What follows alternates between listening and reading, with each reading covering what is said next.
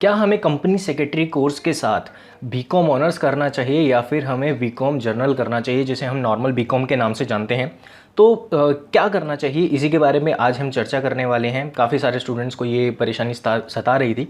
तो देखिए, सबसे पहले आपको क्या देखना है कि अगर आप सीएस कर रहे हैं या फिर आप सीएस में जाना चाहते हैं या फिर आप बीकॉम कर रहे हैं उसके साथ सीएस करना चाहते हैं, एडमिशन ले लिया है या फिर लेने वाले हैं, तो आपको सबसे पहले अपने माइंड में ये क्लैरिटी लानी है। आपको अपने आप से पूछना है, सबको अपना पता होता है कि आप सीएस के लिए कितना सीरियस हैं, यानी कि सीएस करने में आप कितना सीरियस है। क्योंकि बहुत सारे स्टूडेंट्स, क्योंकि सीएस बहुत आसान कोर्स नहीं है देखा जाए तो, और बहुत ज़्यादा मुश्किल भी नहीं है अगर आप सीरियसली इसको करना चाहें। लेकिन क्या होता है रियलिटी में, आप लोगों को बता रहा हूँ, बहुत सारे जो स्टूडेंट्स हैं वो इसमें चले तो जाते हैं बट इसको पूरा कंप्लीट नहीं कर पाते हैं। किसी ना किसी रीज़न से थक हार कर वो लोग चौथे पांचवें अटैम्प्ट में हार जाते हैं। 4 या 5 साल करने के बाद इसको छोड़ देते हैं, लीव कर देते हैं।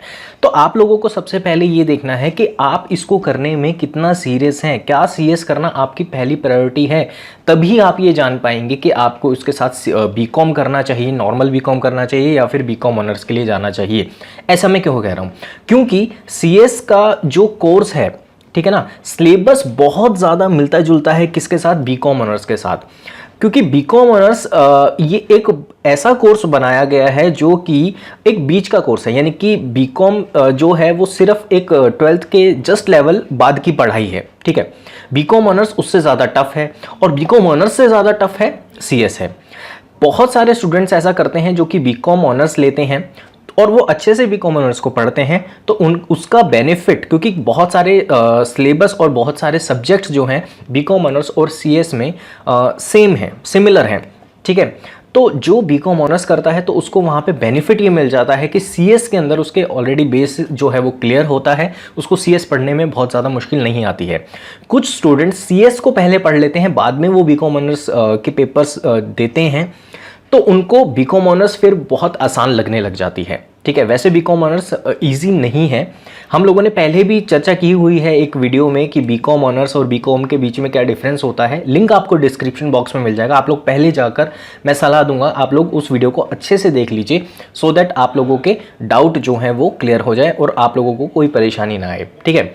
अच्छा, एक बात ये है कि अगर आप सीएस में बहुत ही सीरियसनेस के साथ जा रहे हैं, आप एक अच्छे स्टूडेंट हैं। अच्छे स्टूडेंट होने का मतलब है कि आप अच्छे से सीरियसली पढ़ाई कर रहे हैं और आप रेगुलर स्टडी को देते हैं, तो आप बीकॉम ऑनर्स के साथ जा सकते हैं। क्यों? क्योंकि आपको वहाँ पे उसका बेनिफिट मिलेगा।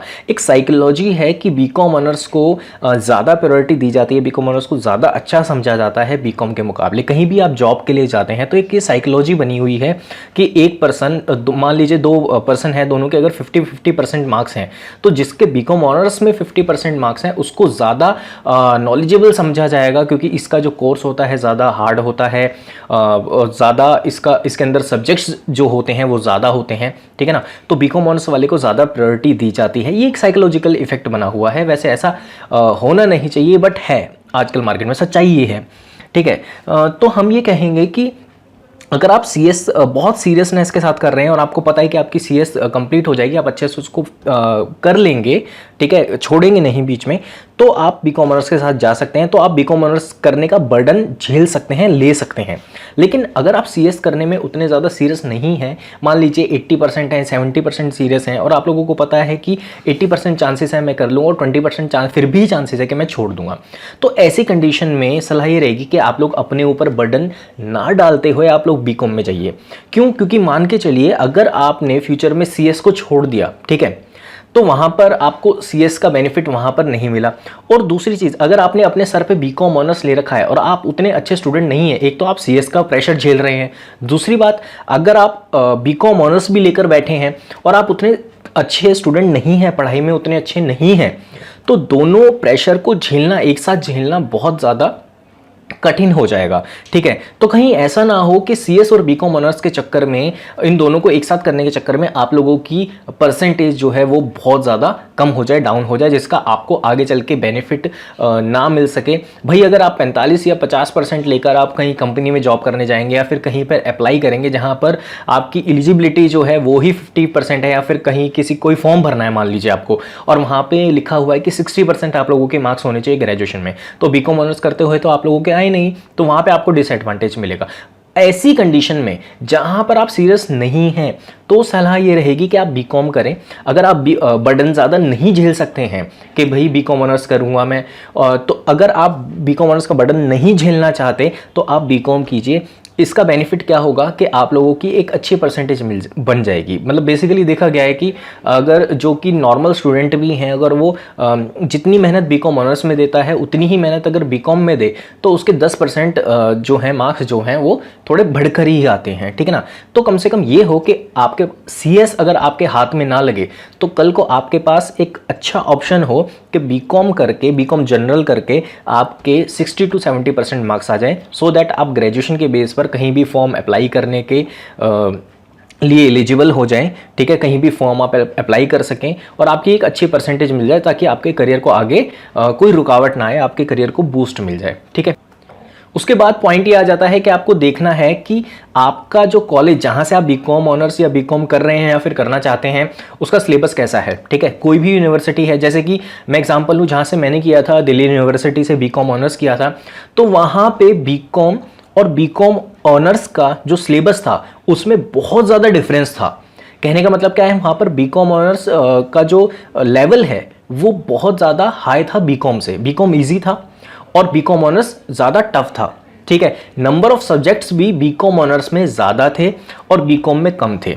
ठीक है, तो बीकॉम ऑनर्स वाले जितने भी स्टूडेंट्स हैं उनको थोड़ी ज़्यादा मेहनत करनी पड़ेगी, किसके कंपैरिजन में, बीकॉम वाले बच्चों के मुकाबले में। ठीक है, तो आपको ये चेक करना पड़ेगा। अब कई यूनिवर्सिटीज़ मैंने ऐसी देखी हैं जहाँ पे अब मैं पढ़ाता हूँ, जहाँ पे अब मैं लेक्चर्स लेता हूँ बच्चों के, तो बहुत सारी यूनिवर्सिटीज़ ऐसी हैं जहाँ पे इतना ज़्यादा डिफरेंस नहीं है सिलेबस में। मतलब बीकॉम थोड़ा सा ही 10 से लेकर 20% आप 10 to 20% आप समझ सकते हैं कि वो बीकॉम ऑनर्स टफ है और बीकॉम इजी है। ठीक है, बाकी ज़्यादा डिफरेंस नहीं है। अगर ज़्यादा डिफरेंस नहीं है तो आप चॉइस कर सकते हैं कि आप बीकॉम ऑनर्स में जाएं या फिर बीकॉम में जाएं। बट अगर ज़्यादा टफ है, बीकॉम ऑनर्स ज़्यादा टफ बनाया हुआ है किसी एक कॉलेज ने, ठीक है, सिलेबस आप देखिए, आप पुराने बच्चों से बैठ के बातें कीजिए तो आप ये जान पाएंगे कि डिफ़िकल्टी लेवल कितना है।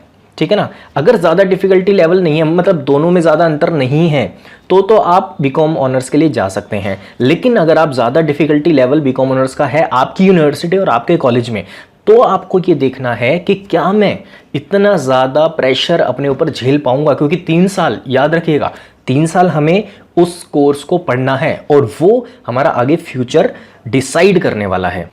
उसके बाद हमें क्या देखना है कि आपके कॉलेज का क्या रिजल्ट रहा है। जी हाँ, अपने पुराने स्टूडेंट्स से मिलिए जो कि आपके सीनियर हैं, उनसे मिलिए, और आपके जो लास्ट 3 साल के यूनिवर्सिटी से मिल जाएगा डेटा। 3 साल के जो आपके रिजल्ट हैं आप उसको कंपेयर कीजिए।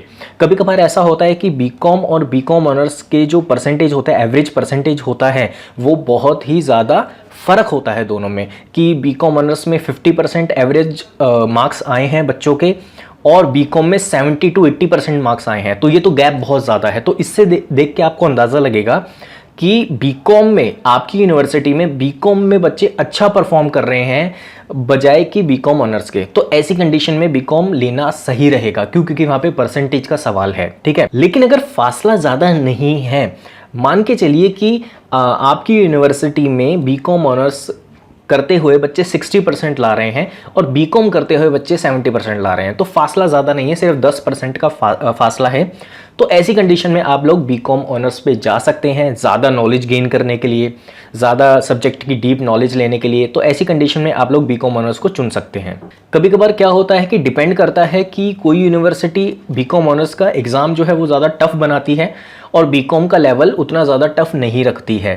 ठीक है, चेकिंग पे भी डिपेंड करता है कि आपकी यूनिवर्सिटी में चेकिंग किस हिसाब से होती है। तो इसलिए मैंने कहा कि आप लोग अपने 3 साल के, कम से कम 3 साल के रिजल्ट तो ज़रूर आपस में कंपेयर कीजिएगा, क्योंकि हो सकता है कि बीकॉम ऑनर्स में जो चेकिंग है वो स्ट्रिक्ट हो रही हो या फिर ईजी हो रही हो, वहीं बीकॉम में चेकिंग जो है वो हार्ड हो रही हो या फिर स्लो हो रही हो।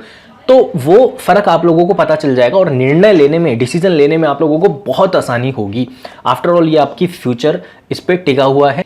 इस कंडीशन में जो भी डिसीजन आप लोगों को लेना है वो बहुत ही ज़्यादा सोच समझ के लेना है। क्यों? क्योंकि आफ्टर ऑल आपका भविष्य इस चीज़ पर टिका हुआ है।